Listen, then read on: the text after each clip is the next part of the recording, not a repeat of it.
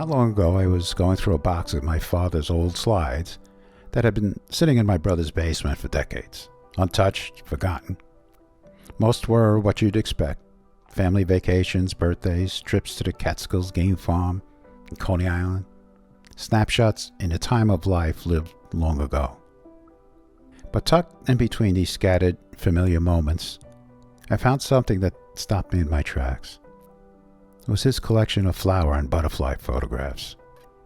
It brought back a flood of memories I hadn't thought about in years. You see, when I was a boy, my father would take me by the hand and walk me through the Bronx Botanical Gardens, carrying his camera like it was something special. And I could still see him now, carefully setting up his shot. You see, he had this collection of butterflies, the kind you pin under glass, and he'd bring them along, place one gently on a flower, and wait for the light to be just right to snap his shot. At the time, I didn't fully understand what he was teaching me.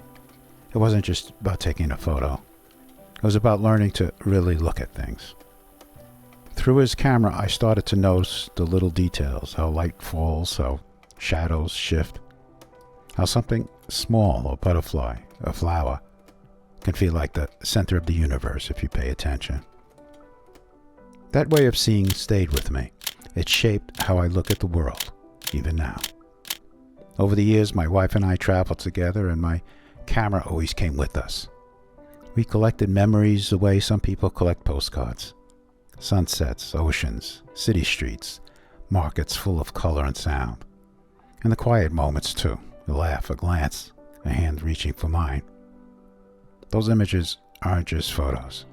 They're pieces of a life shared, little reminders of how lucky we've been to see so much together. And now that I'm retired, I found myself drawn to the wetlands. It's peaceful out there. The still water, the birds moving slow and careful, the light changing by the hour. Sometimes I'll wait for just the right moment. A heron lifting off, a ripple breaking the surface. And I think this is what my father was teaching me back then. Be patient. Pay attention. There's beauty everywhere if you're willing to look for it. And just recently, almost 60 years after those afternoons with my dad at the Bronx Botanical Gardens, I visited Butterfly World, camera in hand again. But this time the butterflies weren't pinned to a board.